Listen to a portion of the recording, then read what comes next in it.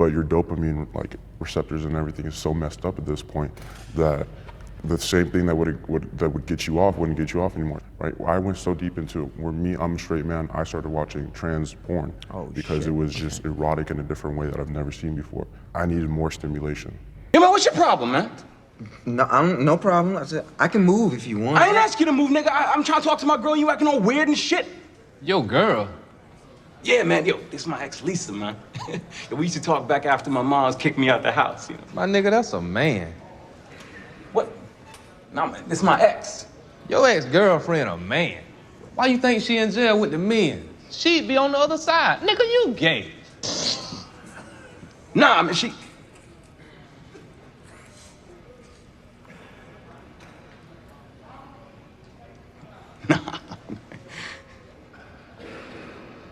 So you think I'm gay? Yes, you heard that right. Yet another example of young men struggling with that corn addiction, as well as what it takes to be a man. All that and more on today's episode of Project VO Pod. Please like, subscribe, comment down below all your thoughts, and let's get into it.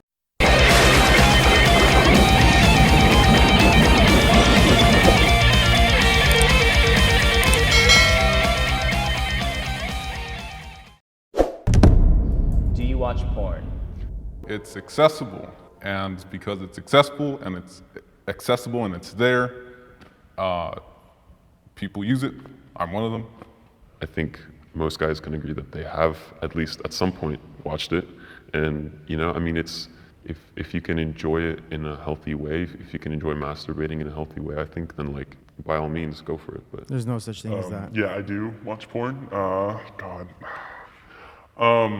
A lot of my teenage years, I spent a lot of time self-obsessing over it to the point where it kind of became an addiction. And it took until very recently to get out of the hole of, paying for porn. I do watch it, but I don't like that I watch it. I'm gonna bring everyone else into the conversation. I said no. I used to watch it a lot before. I would say I was addicted to it. My dad is in prison, so there was no one really for me to talk to about sex. So porn was my education on sex. From personal experience, it messed me up because after watching it so much, I'm sure we've all been there where you're on page 5 and like nothing is right. Like you're looking for that right video. Okay, so there's a lot to digest there. So I'm gonna say this. A lot of these young boys are actually looking at the side effects of watching the pornography stuff right here, man. Because at the end of the day, watching this stuff kills sensation down below. A lot of men that struggle with women, it gives them no reason to go out there and actually learn game. And these are Gen Z guys, okay? So they were raised in an era where they were born with a phone in their hand, So in this era, they don't have to go out to bars and actually pick up women and actually be charming, handsome, elegant, all that stuff in order to pick up women to have sex with. It doesn't exist in their generation now. Everything's all over the phone. And here's the bad part about that is that women nowadays, they have access to an abundance of men that their grandparents and their parents before that in other generations didn't have, because back in that day, you only had a demographic of people that were in your local area or maybe the next door city, etc. Nowadays, these girls can have access to men that are fucking 4 cities away or 3 cities away or 5 cities away or even other states away. So women's pool of men has drastically gotten bigger, to where the men that are terrible with women, which is a lot, and even studies have shown this as well, like 27-29% of males that turn 18 have reported virginity or lack of sex to 2 years all the way to 5 years to 10 years since they've turned 18. So inconsistent. So a lot of these young men are not getting laid as much. And so they're struggling more because women have more access to that. And guess what? Their byproduct of that, their result of that is OnlyFans. One of them, they had mentioned there about paying for that. I assume he's probably talking about OnlyFans. And you're probably thinking in your head, okay, why OnlyFans when you have an access pool of free, pornography right in front of you? The reason why they're paying that is because of the intimacy. The intimacy of messaging a girl on the other side of the phone and actually talking to you, robbing you of your money, and with a small fee of like $5 a month or $6 a month or whatever the heck it is, you're getting that intimacy that you wouldn't get with actually just watching a video and jerking your wanky off, man. Like, that's really what it is. Anyways, I digress with that. Let's move on. But your dopamine like receptors and everything is so messed up at this point that the same thing that would get you off wouldn't get you off anymore, right? I went so deep into it where I'm a straight man, I started watching trans porn because it was just erotic in a different way that I've never seen before. I needed more stimulation. Because of pornography? Yes, because of pornography. So I don't think it's just entertainment. It actually affects with your brain and the way you perceive love. Do you think that a lot of teenagers or teen boys are really educated on the effects of pornography? No. Of course not. Okay, wow. All right. So he mentioned there that he was addicted so much that his sensation, like I said before, his sensation goes down, totally kills it. Now he needs to go down that rabbit hole in order to keep getting that dopamine hit. It's similar to like drug addicts, like people that go from cocaine or even marijuana or these drugs. Now all of a sudden shit wears off and you need to get even stronger drugs in order to get that hit that you once got before. So it's the same thing in this case with this young boy who had access to everything in front of him. All of a sudden, he's diving deep into the Transformer stuff. And he stated there that he's not homosexual, he's straight, but he's looking at it. And obviously, he has a very, very misconception of that. Because the thing is, watching that Transformer pornography stuff is basically watching an artificial woman. So, for example, there's a reason why horror movies is so popular or roller coasters are so popular, because they simulate an adrenaline rush, a rush of fear, and the brain, our brains aren't programmed to know the difference between fear that can possibly kill us or harm us or fear that's just artificially generated to where we're doing it on purpose to actually feel that certain way. So for him, when he's watching the Transformers stuff, his brain cannot tell the difference between an actual woman or just the sensation of him just getting off. The brain cannot comprehend or distinguish the difference between a real live woman and artificial dopamine hits of ejaculation. Like that's what it is. And that's where this young man is completely lost on. This is why he's saying, like, I am straight, I'm a straight dude, but I found myself diving into this rabbit hole, and now all of a sudden I'm watching Transformers, I think it's similar in a sense to where it's not gay, it's like prison, right? When you put a whole bunch of men in a prison where there's no access to women at all and they have zero access to physical contact with any female, guess what? They're gonna take their aggression out on the weakest male and turn them into a female. Like, that's the reality of prison. But would you say that those prisoners are homosexuals? No, I wouldn't say that at all. I think it's more of the mental aspect to where there are no females there and there's no access to them. So through his sexual aggression, he's doing it through pornography, right? And now all of a sudden that he's worn his little pickle out, guess what? Now he has to keep diving down the rabbit hole in order to get that sensation. Have you ever cried in front of someone else? I wholeheartedly agree with this statement. I feel like it's easier to open up towards women, which is kind of embarrassing, but quite frankly, I feel like they understand emotions more because they really understand the whole crying. I mean, I feel like crying is sort of normal to them and they see it as like a way to express themselves. It's interesting that you said that you're more comfortable to cry in front of women. I had a girlfriend and she broke up with me over text. And before that, we were like talking and I cried in front of her and I was being honest and I thought that's what you're supposed to do. That's what my dad taught me, right? But I guess she interpreted it as being insecure and she broke up with me and that really messed me up for a little while because it's like, well, now I know I can't show any kind of insecurity. So I don't like crying in front of women. Like, I'd rather cry in front of some family that I trust, right? That's interesting because I'd rather find a stranger on the street and tell them everything I'm going through, because I will never see them again in my life, and I feel like they won't be able to judge me. No I'll strings never attached. see them. I'd rather have a stranger think I'm strong and my family know all my problems, so it's interesting. Okay, that's a sad thing. Now, here's the thing. He mentioned before that he had a girlfriend that broke up with him through text message because he cried in front of her. Here's the thing. Again, there's a big debate on whether you should cry in front of your girl or not. Here's my take on it. If you cry in front of your chick, every single girl's different, right? If you cry once, she's probably gonna get her vagina dried up from that one time.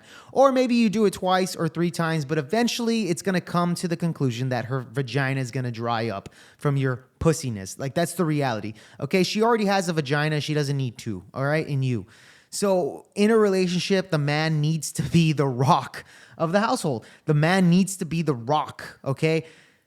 A woman's not capable of solving your problems, but you as a man need to be capable of solving her problems, because guess what? You're the leader.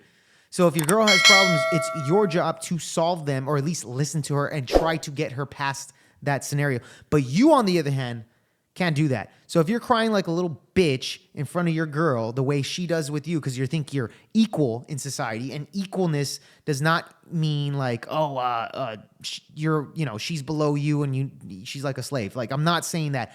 I'm saying equality as in you guys are the same. That's new think that is complete garbage that does not exist and never has existed since the beginning of time.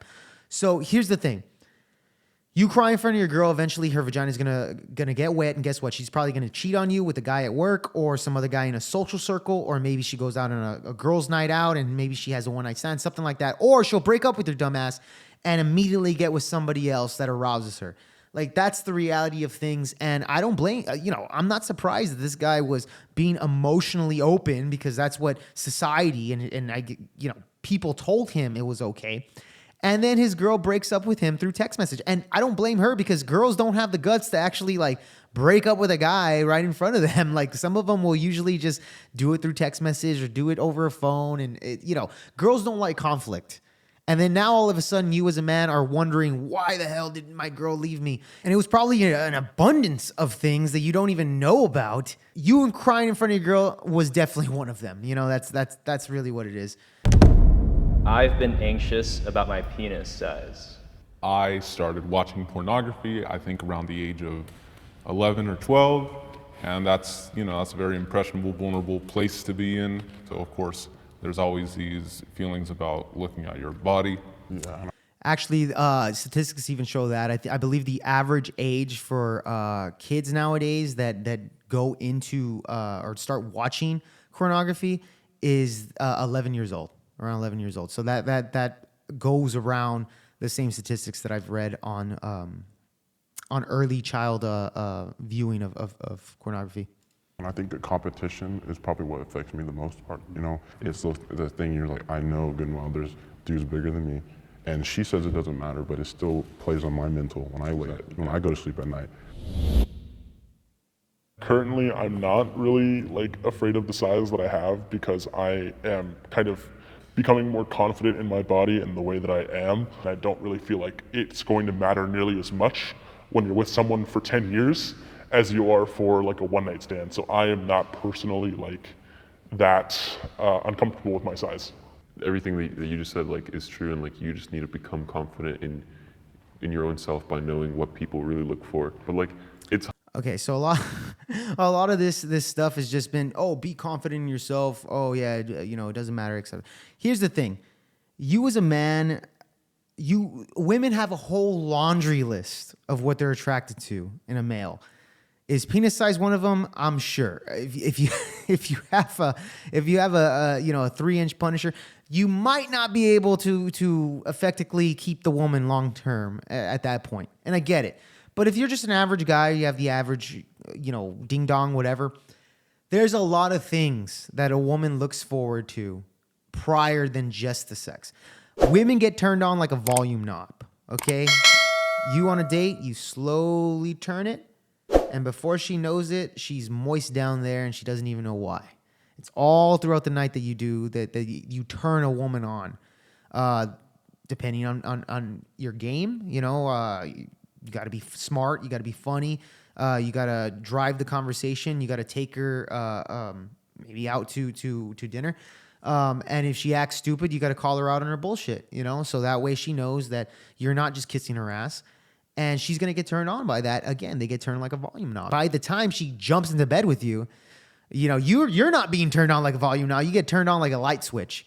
So right off rip, boom, you get laid just like that. And again, the whole penis size is not really a too big of a things that are on a woman's list, because let's be honest, they don't even know what your size is at that point. If you're good in the bed, you're good in the sack, it's nice to have like a good size.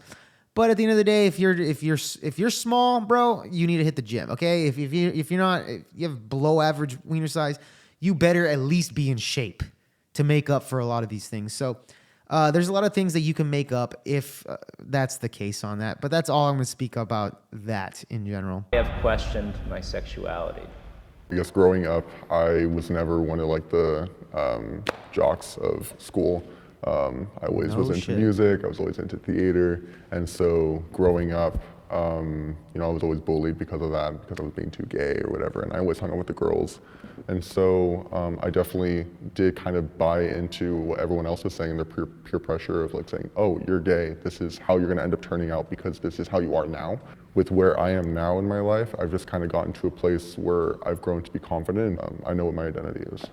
People thinking that definitely like. Okay, he didn't say what his identity is, but it sounds like he's probably is gay. So I guess not all of these teenagers are heterosexual from what it sounds. It gets you thinking, It gets you thinking like, well, like, am I or should I be? It's like, should I be attracted to dudes because I like things that are quote unquote gay? But then I guess it just reveals the issue that like we've made certain things gay and made certain things straight. Yeah, right. Mine didn't stem from any kind of like extra like curricular activity. My stuff stemmed from porn, as I mentioned before. And when I started watching trans porn, and it's weird to say, but like I got really nervous. I got really nervous because I thought maybe I'd be gay. And so, I did my research on it. Listen to him there. That he got really nervous because he was afraid that he might have been a homosexual. And I assume this was like the first time he was kind of diving into it, because again, he already wore himself out when it comes to that. So like I said before, he went down the rabbit hole and he doesn't know how to stimulate himself anymore. So therefore he's questioning now his sexuality because he's getting turned on with, chicks with ding-dongs, basically. Transformers, as I like to call them. And I was kind of obsessed with trying to figure out like what this could mean. And all the stuff I would look up was saying like, if you watch trans porn, you're still straight because they're women and stuff like that. But I'm thinking like, what would my family think? I've never sought out, and every time I talk to a trans woman in real life, there's no like actual attraction there. So I'm still lost in the fact of what I actually am attracted to, but I guess I am still straight because they are women. I am still straight because they are women. This is a gentleman that needs he needs to talk. He needs to talk more. He needs to get laid. That's for sure.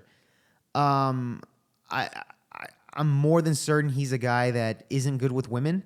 Doesn't know how to talk to women. There's a result of that. He talked about paying for it, so he's probably paying for OnlyFans to get that attention, and he has a lack of confidence. He says, "Oh yeah, I'm good." A lot of these teen boys right now are saying, "Oh, it's all about confidence, and I'm confident in myself." They're all lying to themselves. The title of this video, "If Teenage Boys Were 100% Honest," that title right there is not even honest. This is not teenage boys being 100% honest just because they're anonymous to the cameras. It's really not the case. This is a result of very lost individual boys that don't even know what the hell they believe in, and it's a sad reality. And this is what I talked about in the last video, that this is a boy crisis. One of these kids even said that he didn't have a father in the household to kind of teach him the guidance of basically masculinity. So he turned to pornography as a result to learn about that stuff. And this is the results that we're getting. And again, in this whole, phone era that we have now, more and more young boys are going to be ending up like this if we don't tackle the problem head on. You know, a lot of these parents are now giving their kids phones at the age of 6, like smartphones, and they don't realize the dopamine that releases in their brain from their smartphones. This includes like TikTok and the social media and YouTube and all these things that these young kids are exposed to. You might as well give them the key to the liquor cabinet, because that's exactly what parents are doing. And the result ends up in these types of young boys. Oh, and it's a sad reality, but hey, I'm just reporting the news. It is what it is. Anyways, guys, I hope you enjoyed this video. Like, subscribe, comment down below all your thoughts on what's going on here with all this boy crisis here. Did you find this interesting? XYZ, please comment below, and subscribing goes a long way on this channel. It's still building up. Please join me for the journey. Project VO Pod, I'm Jake Varr. Peace.